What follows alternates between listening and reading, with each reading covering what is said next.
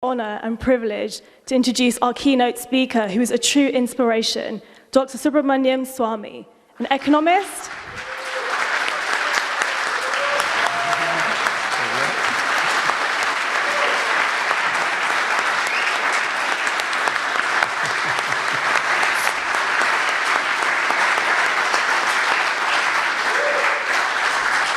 Before Dr. Subramanian Swamy speaks, we'll just give a bit of background. I'm sure he needs no introduction, but we'll give him one anyway. He's an economist, senior BJP leader, and his government positions have included Cabinet Minister of Commerce, Law and Justice. He's been a Member of Parliament for 5 terms since 1974. He has written numerous books on economics, politics, corruption, and is a passionate fighter for Hinduism. He opened the Kailash Mansrover Hindu pilgrim route from the Chinese and was the first batch to go there. I think, from my point of view, I think one of the most significant things about Dr. Swamy is courage, something we need a lot more in our community. It's very rare to see someone hold these positions of responsibility and be able to openly say the things he says, be very comfortable speaking the often uncomfortable truth to the people who need to hear it. And to be able to do it so well. I think Dr. Swamy is one of the few public leaders in India who's able to connect to the younger generation so well. I'm fairly sure Dr. Swamy has the second largest Twitter following in India. That definitely says something, and I'm sure you'll see why very shortly. I think there are some notable achievements that I'd like to go over that Dr. Swamy has achieved in his time in public life. He was one of the few people who openly fighted the emergency. He's one of the very few people who's openly challenged, and in fact actually legally challenged, Sonia Gandhi more recently. And as an Oxford University alumnus, my personal favourite, he's one of the few people who's actually been banned from speaking at the university. I know the hard work it takes to actually be banned from speaking at the university, so I definitely think that's an achievement. So I'd like to now pass it on to Dr. Swamy to speak and share his thoughts with us. Dr. Swamy.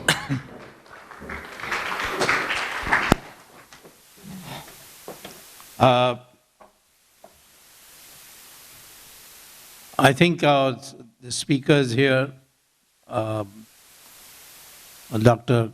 Conrad Els, Dr. Gautam Sen, and Rajiv Malhotra have covered a very wide ground. So I'll try to bring it into some sharp focus as to why we need to do something. Mark Twain had said that it is easier to mislead people than to convince them that they have been misled. And that applies to Hindus. It's very difficult to tell them that much the history you have learnt is wrong. The truth about our Indian subcontinent is, as portrayed in the history books, is wrong. So many aspects where we have accepted them as truth. It's very difficult to convince people that Varna is not birth-based. It's a degeneration, it's an ossification that has taken place over the last 1,000 years. That Varna was actually a decentralization of power, and it was not based on birth. So there are so many concepts with so much baggage that we have now acquired, and some of it was systematically punched into your head, or you are brainwashed by the education system. And if you read the speech of Macaulay in Parliament, it becomes clear that he wanted, as he said, Indian in blood, Indian in color, but Englishman in manners. And so he produced the Babus, as it was called then. So I would say today we have to break through these shackles. And the reason is that essentially the Hindu religion is under siege. It's being hit from all sides. Some of it invisible, some of it visible. Take, for example, Bangladesh, which we liberated. Our Indian soldiers died for it. We were, in 1947, the Hindus were 32% of Bangladesh. Today, it is down to 7%. If this had happened in any other country, what if international furor there would have been?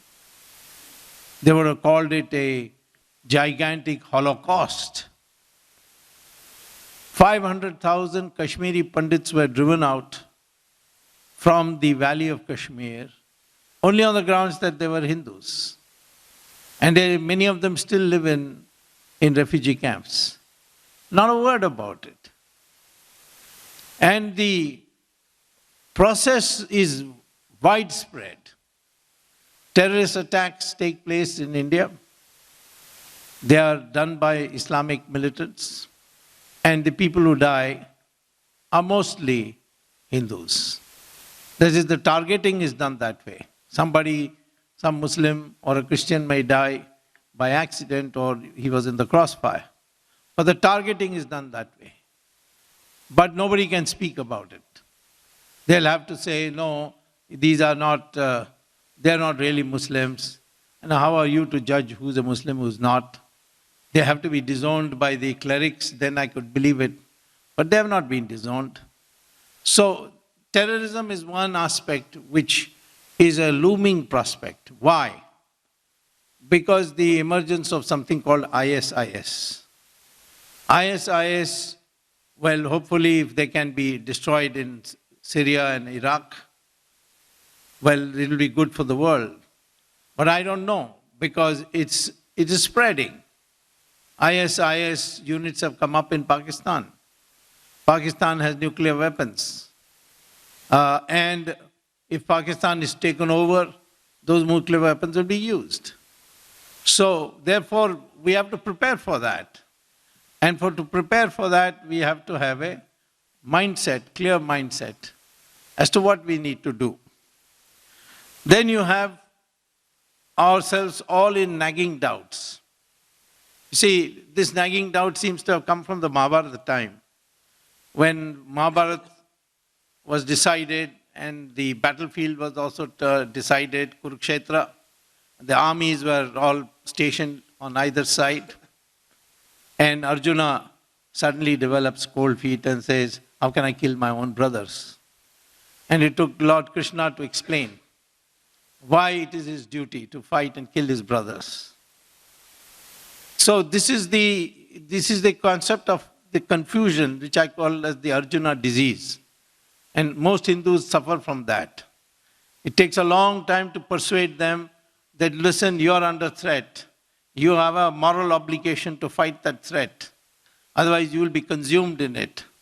But we at the moment don't have that ability because of the media conspiracy against us and the political ideology which was foisted on India through the Nehru family. Then you can have situations where people will not know what they should do. For example, in Ramayana, Sita was kidnapped by Ravan and he put her in his aeroplane or chariot which flies and took her. And she went on screaming, Ram, Ram, Ram. And on the top of a hill, Hanuman and Sugriv and 3 other of his brethren were sitting and they were watching her, screaming away and going and throwing her bracelet and a ring and so on, so that she could leave some identification behind. And none of them were felt that they should go and do something about it. In fact, Hanuman could fly in those days. Of course, Hanuman could always fly. And he could have flown to it and rescued Sita there. But it didn't occur to him that this is his job, that this is his moral duty. It was later when he met Rama that he got convinced. And therefore, he became a different person. So same way today, there are so many things going wrong. But we don't think that, we're just spectators. Look at what is happening. And that is the core of the things that we need. Why should the Hindus unite today? Because all other major religions are united. We were a broad grouping and we allowed ourselves to be divided. Look at this division between Hindus and Sikhs. It's the most inexplicable split, because the Sikh community was founded and then it did the maximum any community can do for another community. Their great leader, Guru Tegh Bahadur, took on the mighty Aurangzeb, the cruel mighty Aurangzeb, and laid down his life for it, for refusing to agree to the conversion of his chelas. Similarly, Guru Gobind Singh, he was the one who ultimately defeated the Mughal army, along with the Assam dynasty of Ahom in the east. So the Mughals were boxed in, and thereafter they could not stand up, and ultimately they disappeared. So why should the Hindus and Sikhs be fighting? There are reasons for it, of course there are reasons for it, but so what? We were one part of the same thing, we come from the same spring, the same river, or the same spring from which the river is flowing, the culture of India. So we must now make efforts to see how we can bring the groups which have been, in sync with Hinduism. Sikhism is a separate, independent religion. There's no question about it. It has its own codes, it has its own granth. But it is in synchronization. Its principles are very similar to ours, and therefore we have no conflict. The same thing, and of course their granth speaks so much about Rama and Krishna and Lord Shiva. There is that kind of nexus. Same thing with the Jains and the Buddhists. We should not allow these groupings, these religious groups to go away from us. And since we are the larger community, we have to take the necessary step. So, I think the first thing we have to do is to recognize the threats that we are facing. One is clearly terror, and we have to unite to fight this. And for fighting this, we'll have to retaliate. We can't just, every time there's an attack, say, no, maintain peace, these are riffraffs who have come. We have to take a hard line. Our government originally started by taking a hard line, but there have been some modification, maybe because of you, I don't know. Somebody explained, some people have got around to explain that the more sophisticated way of doing is to co-opt them, but that's not going to work. Mufti Saeed is never going to be with you, but let the experiment continue. No harm. Ultimately, Kashmir can't slip away from us because the army has got total control over it. And therefore, I'm not seeing that ultimate danger. But we see this, that in dealing with the difficulties that we face or the threats we face, we take a very soft approach. Take, for example, the cultural siege that we are in, which Rajiv Malhotra has written extensively, almost single-handedly on our own. We are under a deep cultural siege, where all kinds of things have been said which are not scientifically true. The Aryan-Dravidian theory, where is the foundation for it? Where is this scientific foundation for it? Even when it was invented, it was all surmises. Now the DNA shows that we are all the same people. There is no Aryan, there is no Dravidian.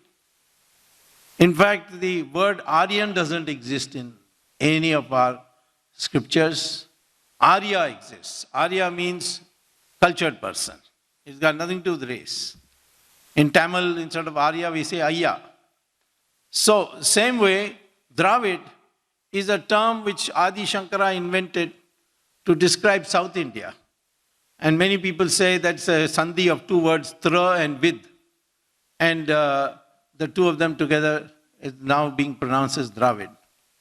And for a long time, a movement was started by the British in South India called the Dravida Munnetra Kazhagam, the Dravida Kazhagam, who maintained that they were a separate country.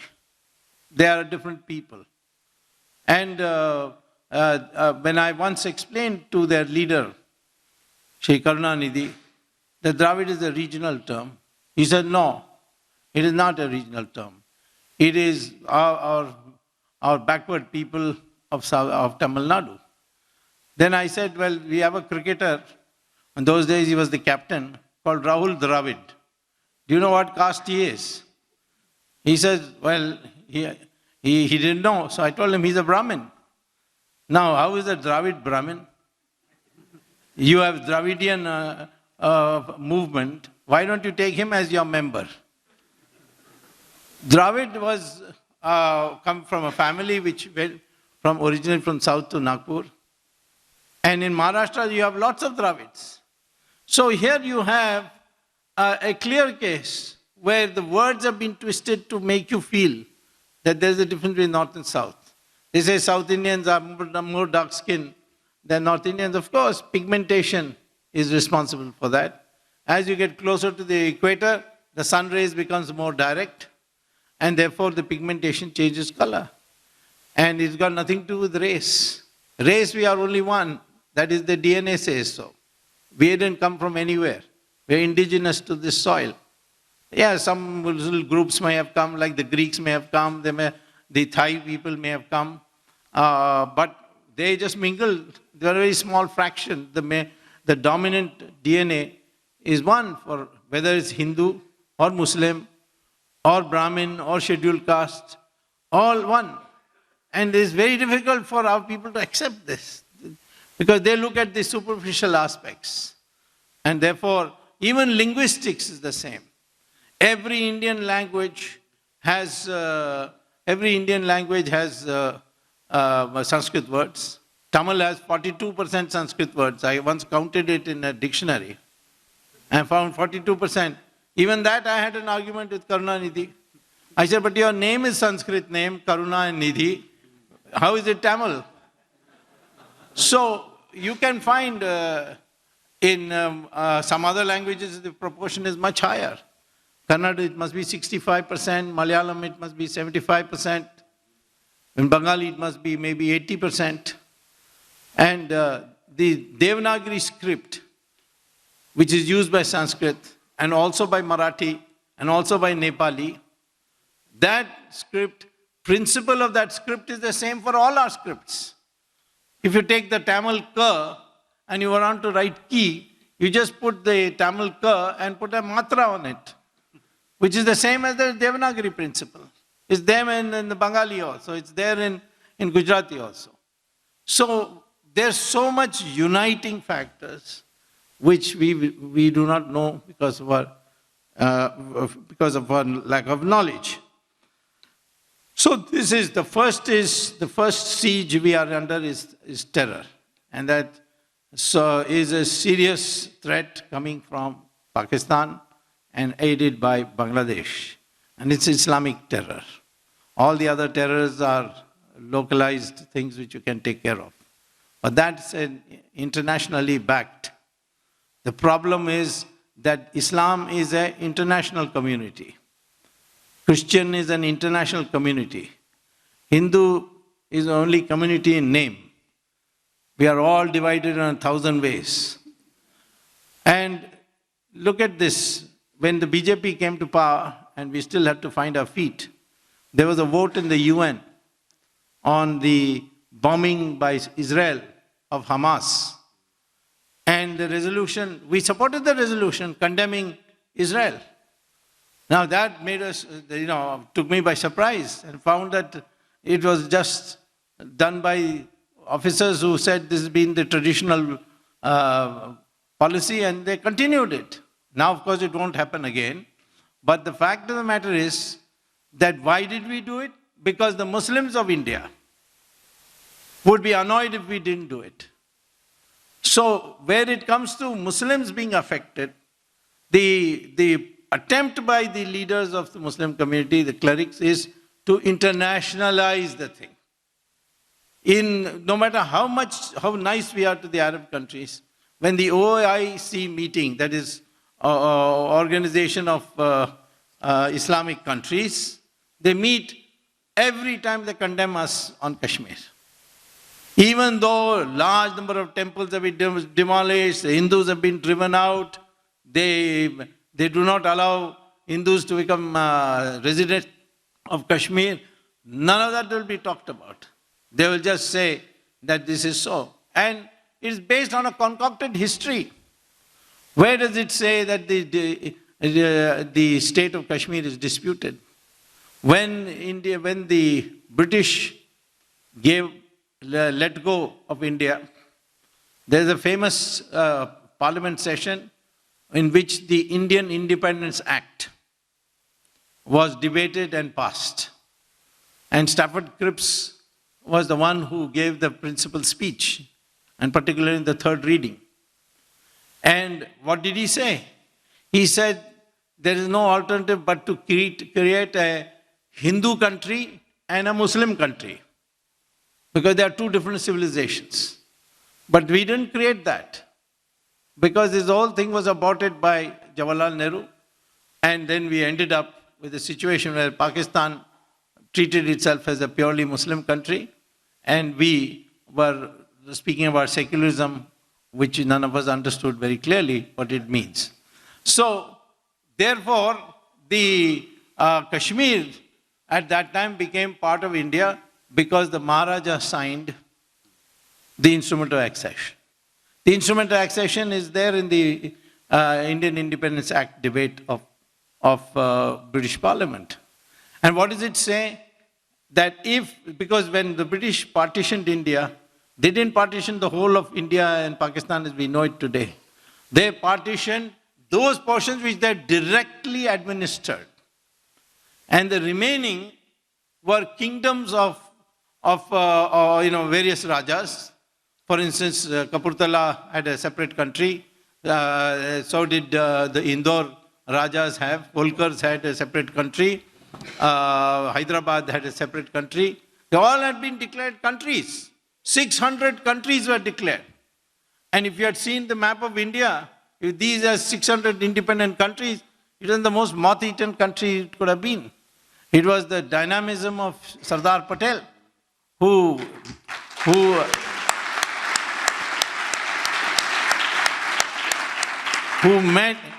actually used the Sanskrit dictum, Samadama Bheda Danda. With some he argued, some he persuaded or bribed, then some he created divisions in them, and some he gave them a danda. So by this method, out of 600 independent countries, 500 were merged into India. Only 100 went to Pakistan. But the instrument of accession says that the king does not have to take the wishes of the people into account. No need for the king to take into account the wishes of the people or ascertain the wishes of the people. And once he signs, it is irrevocable. The merger cannot be reopened. So where is the question of wishes of the people of Kashmir? Even Jawaharlal Nehru did the foolish act of going to the UN. There the United Nations only said conditionally, if Pakistan withdraws its troops from the all of Kashmir, then we can consider the holding of a plebiscite. But Pakistan has never withdrawn, so that resolution has now become infructuous. And yet, you see, we are allowing ourselves to our country, and people talk loosely about Kashmir is a disputed area. We should sit together with Pakistan and settle this and not go to war. In the end, as Lord Krishna said sometimes, when he proposed that I should join a council of peace, you should say peace and war, because sometimes war is necessary. And we could have taken it in 1971. Pakistan had collapsed. But the pressure of the Soviets was so strong on Indira Gandhi that she abandoned this step. Otherwise, the original idea was that After the collapse of Bangladesh and the collapse of the generals and 100,000 Pakistani soldiers came into our prison, they were totally demoralized. And at that time we could have done it. We'll get another chance, don't worry, because the Pakistan...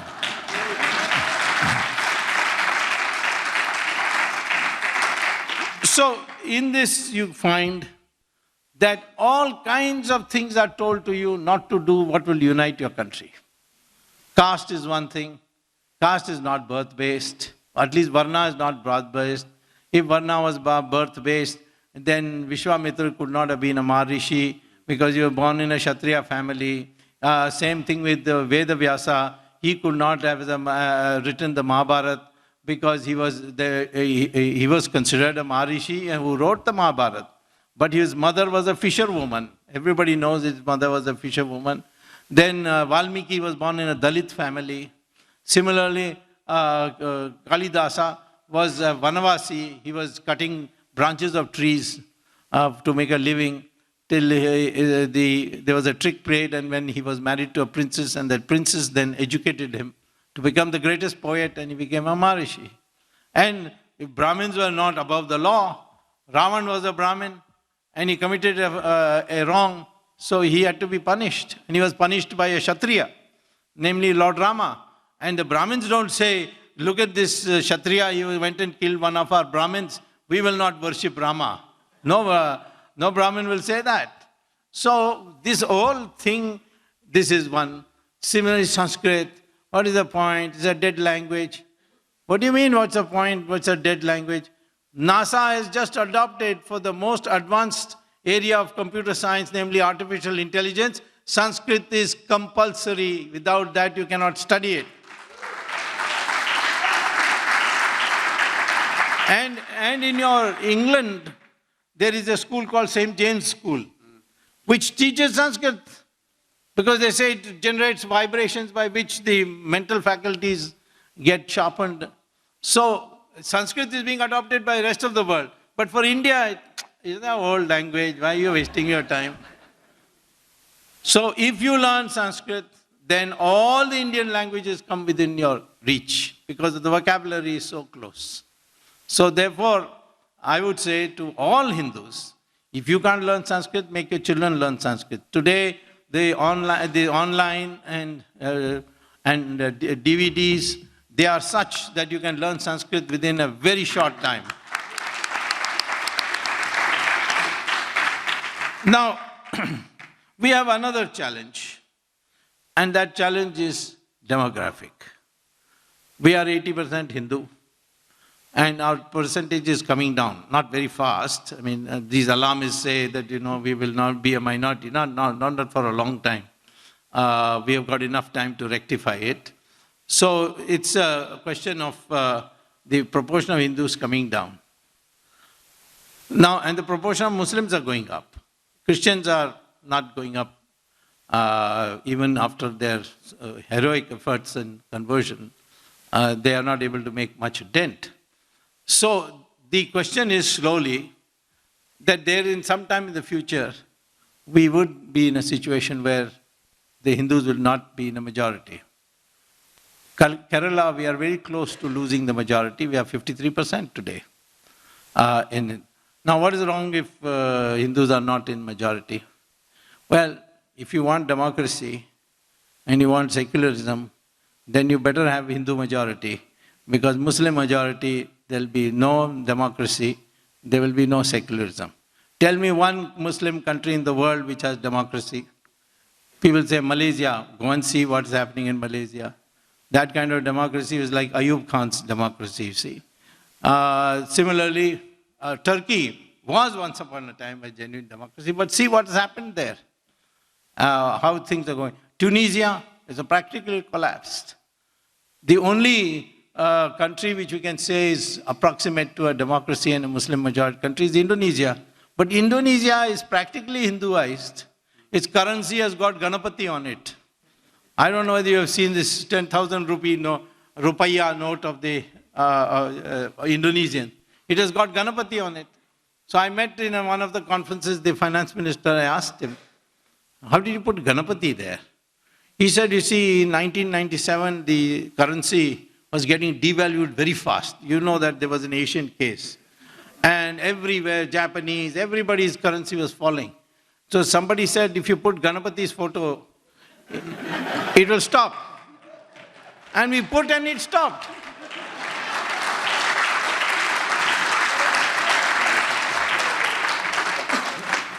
Their airline is called Garuda Airline. And ours is called Air India. Most of the time, we have all adopted all these westernized names.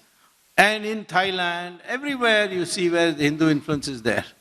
And there is a very famous scholar, poet of China called Dr. Hu Shi.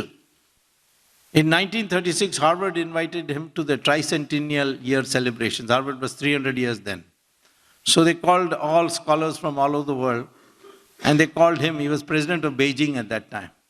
And they said, speak on any subject you want. And Harvard has reproduced that in the tricentennial volumes. And his speech was titled, The Indianization of China, a case of peaceful borrowing, a case of peaceful borrowing. And what does he say? Without firing a single bullet, the Hindus had completely won over us, and we adopted blindly all their concepts of how, what concepts? How a mother should behave to a son, how a father should behave to his daughter, how a husband should behave to his wife, all interpersonal relationship, this, all that. We adopted a monkey king also. They have a monkey king in China. So, therefore, all these things explain that the power of ideas which the Hindus had, that was the most important thing. We never lifted the gun to go across frontiers. We went all the way to Cambodia. You can still see temples in Vietnam. You can see them in most parts of China. You see long, tall statues of Shiva even there. So, therefore, this is the way we spread. But Islam spread by the sword. And there too, there is a publications of Al-Qaeda which says that India is an unfinished chapter of Islamic history. Why? Because they say, we went to, Islam conquered Persia when the Zoroastrians were ruling it. And 15 years we converted the whole of Persia into 100% Muslim. Babylon, Mesopotamia, which is now known as Iraq, in 17 years, 100% Muslim. Egypt, 21 years, 100% Muslim. Christians converted Europe in 50 years. But India, 800 years of Muslim rule, 200 years of Christian rule, and you're still 80%.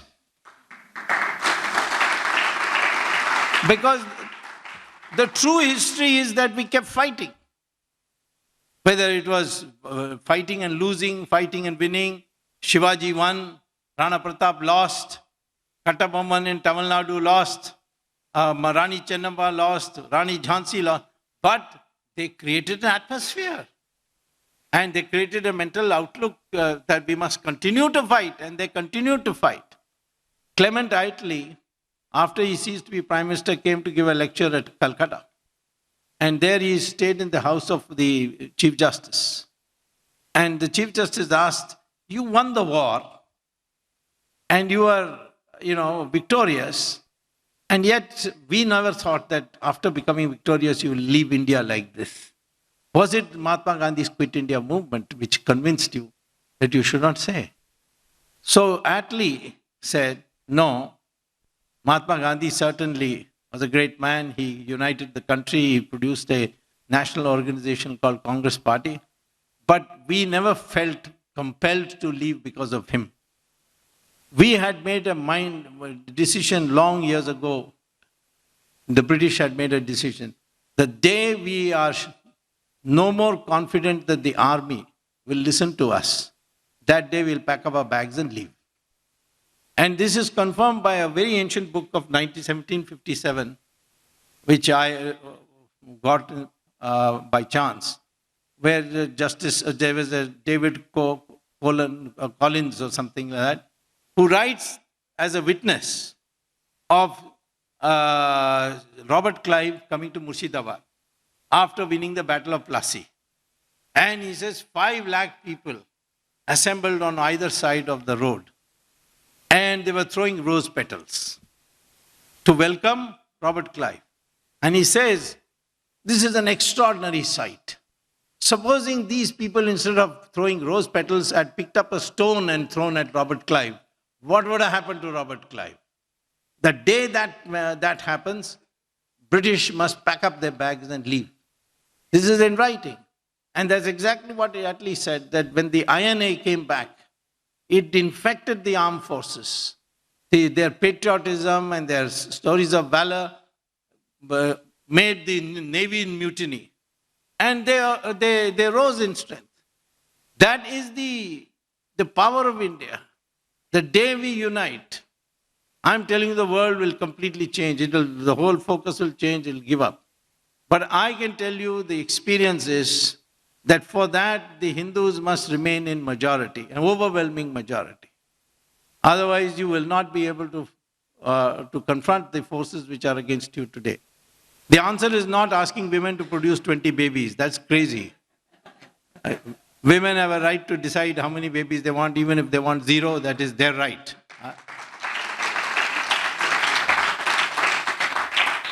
But at the same time, the answer lies in a number of measures: uniform civil code, equal application of family planning, and let me tell you, if anyone from another religion wants to return after acknowledging that his ancestors were Hindus, he's not wanting to convert, he wants to deconvert. We should make arrangements for them to return back to the Hindu fold.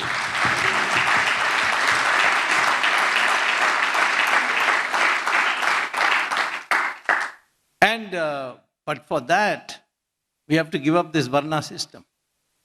Because many people ask me, when I return, what caste will I have? So I said, you take any, who knows you're a Brahmin or not. If you say I'm a Brahmin, they will have to accept. No, everybody calls me a Brahmin, but nobody has got any proof that I'm a Brahmin. They assume I'm a Brahmin. So I said, if you, particularly if you go to be a professor or something like that, you can easily say, oh, why you bother? You just say, I'm a Hindu. There is a movement in our Hindu, the Arya Samajis, they don't have any caste at all. Of course, they have gone to the other extreme saying no Murti Puja and all that. But at the same time, I think we must take a cue from that. This whole Varna system was created as a division of labor, as a decentralization of power. The 2 rishis got together, one Rishi Bhrigu, another Rishi Bhardwaj. They sat down and said, what is the social system that's best for us?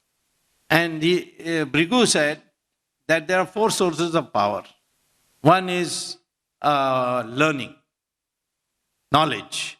Second is weapons. Third is wealth. Fourth is land. And these should not be, more than one of these should not be with anybody. So if somebody is going for learning, he must not have weapons, he must not have wealth, he must not have land.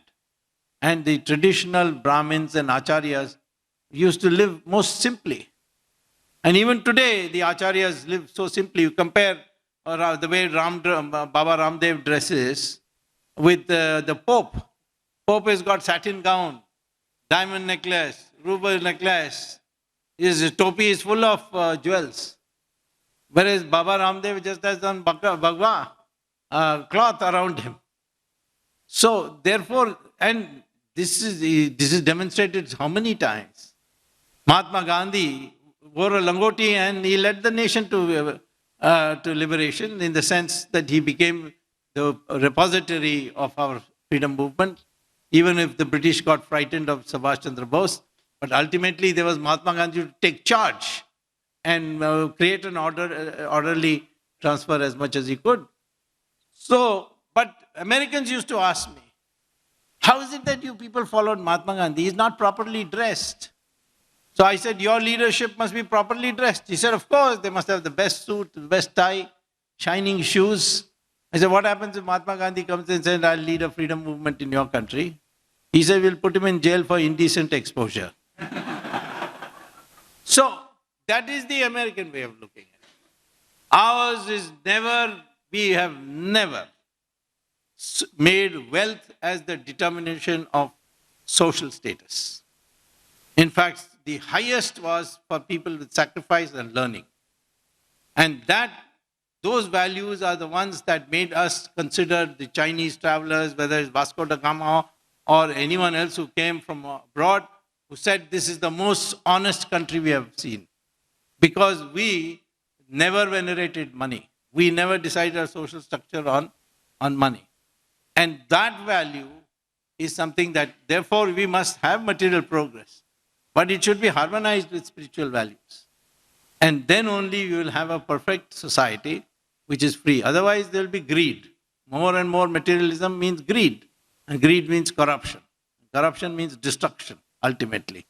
So, these are some of the things that you have to learn.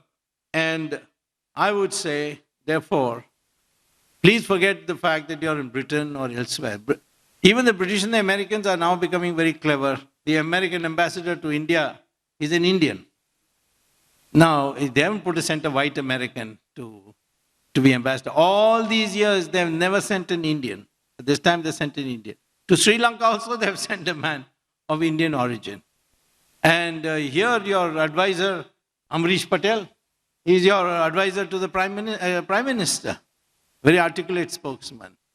And he's an Indian. Of course, he's a British resident. You can be British residents. You can be an American resident. But the Hindu identity should be like for every other religious groups, a integrated national community. And you should act as that. And we are not against any religion. There's a eminent Sikh intellectual sitting amongst us who said this secularism, please don't use this word, use plurality. And he said that there's no secularism word in our language, there is Bahuda. Like Bahuda, Ekam Sat Bahuda Vadanti. The same way, Bahuda means the acceptance of multiplicity and plurality. So we don't say that secularism means we have nothing to do with religion, we are totally neutral. Not at all. It's only the acceptance of plurality. You have your way, I have my way, we both live together. So therefore, I think this mental consciousness, this mindset, that has to come. And my last sentence would be to tell you, the most important thing is to develop what is called as the Hindu mindset. And the mindset is demonstrated by two incidents, two examples. People think that if you have large numbers behind you, you're a very strong person. Now take in a place, there are 1,000 goats at one place. And one tiger comes. The goats see it. They are in majority. They have the numbers. But they will run the moment they see the tiger. Why? Because the mind, fear is in its mind. It won't think of surrounding the tiger and kicking it till it's dead. Similarly, in a circus, there will be 5 strong lions, well fed, and a thin, lean ringmaster will walk in. He'll close the door, and then he'll crack the whip and say, climb up. All these lions will climb up on the bench. Then he'll say, open your mouth. They'll all open their mouth. Then he'll put his head in each one of them. And all the people sitting in the circus will clap and cheer. But the question is, why none of these lions bite his head off? Because that's how they've been brought up. They've been brought up to obey. They have been kept in captivity and they've been taught to obey from when they were cubs. And so their mindset is, they don't understand their strength. It's like Hanuman, he didn't understand his strength till it was pointed out to him. So the same way, the mindset is important. People used to ask me why Dr. Manmohan Singh as Prime Minister was so afraid of Sonia Gandhi. He is sitting on the chair of the Prime Minister and she is nobody, and he can even have sent her to jail. And in fact, if he had asked you something about her, you could have given him the offenses that she has committed and he could have sent her to jail. I said, his name is Manmohan Singh. He's a circus Singh. Singh is the name, Sanskrit name for a lion, you see. And he immediately knows only one thing, how to obey. That was his nature. And he obeyed her. And I used to ask him also, why are you doing this? He said, no, you see, that is the way I'm built. I'm not like you. Not everybody can be like you. This is what he himself told me. So I think, therefore, you must have what I call is the Virat Mansha. That is the Virat mindset. And that means that you have your self-confidence. You do not listen to all this junk bunk that is being given to you. And you will resolve to defend any attack on the Hindu society. And wherever it is, for which you must organize. That is the new Hindu that has to be created. You may be good British citizens, but you are an internationally part of a Hindu community. And therefore, and you stand for its values, which values are now being increasingly accepted in the West. Newsweek some years ago had an article, now we are all Hindus. It's saying that people now are saying that, cremation is now out of date. I mean, cremation is in and burial is out of date. They are saying that all religions lead to God. Only Hindu religion says that. Christianity doesn't say that. Islam doesn't say that. Only religion which says that. So he said these concepts, and they prefer logic, theology, which we have. We don't have any prophet to tell us what to believe. We have books, and some of those books can be even amended. Vedas can't be amended, but certainly Shastras can be amended. So this is the way in which we have built a scientific mind. It's the most scientific religion, and we must own it and stand up for it. That is the message that I would like to give you. Thank you very much.